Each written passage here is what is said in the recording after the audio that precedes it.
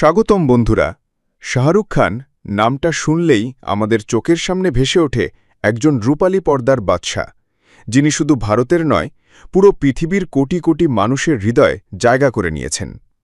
অথচ তার শুরুটা একেবারে সাধারণও নয়, বরং সংগ্রামের ভেতর দিয়ে গড়ে ওঠা।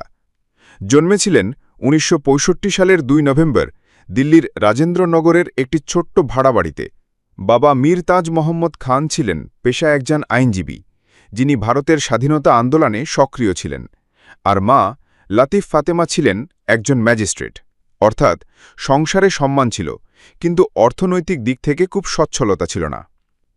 ছোটবেলায় তিনি সবার মতোই দুষ্টুমি করতেন, খেলাধুলা করতেন, কিন্তু ভেতরে ছিল স্বপ্ন, ছিল কিছু একটা করার তীব্র ইচ্ছে।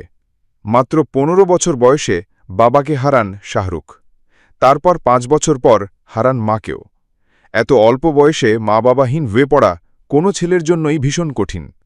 অথচ এই দুঃখই তাকে শক্ত করে গড়ে তোলে জীবনের সঙ্গে লড়াই করার এক অক্লান্ত যোদ্ধা হিসেবে।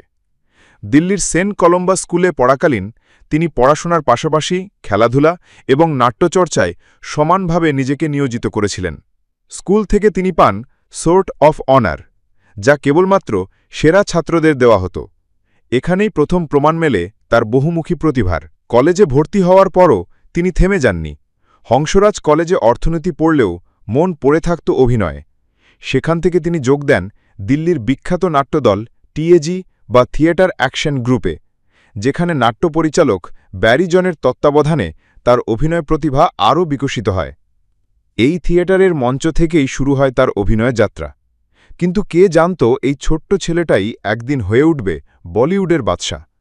দিল্লি থেকেই টেলিভিশনে তার প্রথম প্রবেশ। ১৯৮৮ সালে ফৌজি ধারাবাহিকে একজন তরুণ সেনা অফিসারের ভূমিকায় অভিনয় করে নজর কাড়েন। এরপর আসেন সার্কাস নামের আরেকটি সিরিয়ালে। ধীরে ধীরে পরিচিত হতে থাকেন টিভির দর্শকদের কাছে। কিন্তু তখনও স্বপ্ন দেখেননি যে সিনেমা জগৎ তাকে এভাবে গ্রহণ করবে। তবু ভাগ্যের খেলায় মুম্বাই আসা, আর সেখানেই নতুন দুনিয়ার শুরু। ১৯৯২ সালে মুক্তি পায় তার প্রথম হিন্দি সিনেমা দেওয়ানা।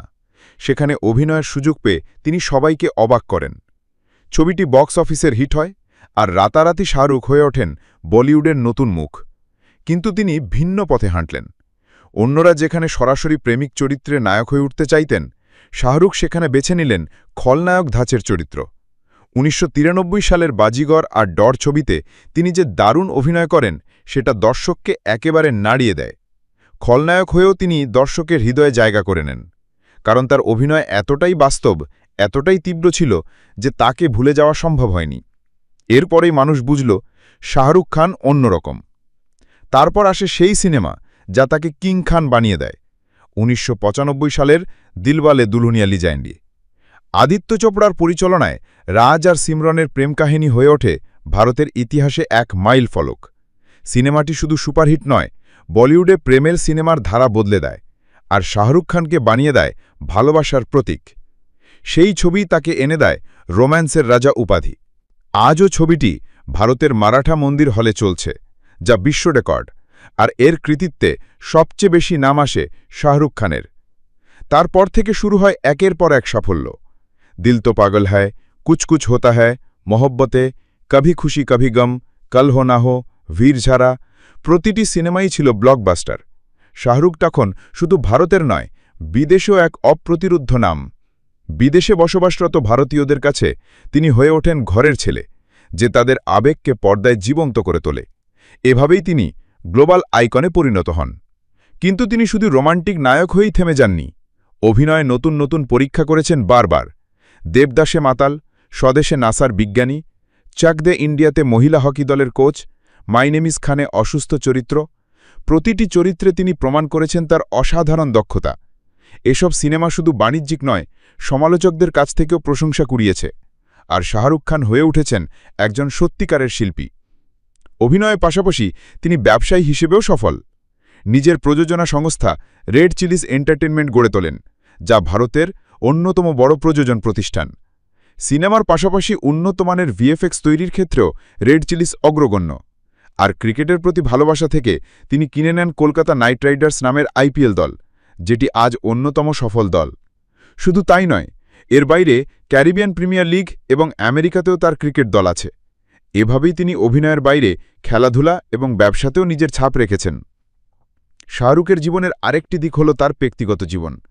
ছোটবেলা থেকেই প্রেম করেছিলেন গৌরী চিব্বারের সঙ্গে। ধর্ম আলাদা হওয়ায় অনেক বাধা এসেছে, কিন্তু শাহরুখ কখনও হার মানেননি। শেষ পর্যন্ত দুজনেই বিবাহ করেন। আজ তাদের ৩ সন্তান, আর গৌরী তার জীবনের সবচেয়ে বড় শক্তি বলে বারবার উল্লেখ করেন শাহরুখ। তার এই প্রেম কাহিনীও অনুপ্রেরণা হয়ে আছে লাখ লাখ ভক্তের কাছে। তার জীবনে ব্যর্থতাও এসেছে। কিছু সিনেমা একেবারেই চলেনি। একসময় সমালোচকরা বলেছিলেন তার কেরিয়ার শেষ। কিন্তু ২০২৩ সালে একসাথে পাঠান এবং জবানের মতো সিনেমা মুক্তি পেয়ে প্রমাণ করে দিলেন কিং খান এখনও বাদশা। তার শক্তি আগের মতোই অটুট। আর ডাঙ্কি সিনেমাতেও ভিন্নধর্মী গল্পে অভিনয় করে তিনি দর্শককে দেখালেন বয়স কেবল সংখ্যা, প্রতিভা আর ভালোবাসাই আসল। শাহরুখ খান কেবল একজন অভিনেতা নন, তিনি কোটি মানুষের স্বপ্ন। তিনি প্রমাণ করেছেন মায়ের পাড়ার ছেলেও চাইলে কঠিন সংগ্রামের ভেতর থেকে উঠে এসে দুনিয়ার বাদশা হতে পারে। দরকার শুধু বিশ্বাস, পরিশ্রম আর মানুষের ভালোবাসা। তার এই যাত্রা আমাদের শেখায় জীবনে যত কষ্টই আসুক, যদি স্বপ্নে ভরসা রাখো আর কাজ করে যাও, সাফল্য একদিন আসবেই। শাহরুখ খানের জীবনের আসল অজানা রহস্য এটাই, তিনি কেবল সিনেমার নায়ক নন, তিনি জীবনের নায়ক। আর এই কারণেই তিনি আমাদের কাছে চিরকাল কিং খান। বন্ধুরা, আজকের মতো এখানেই শেষ করছি। ধন্যবাদ।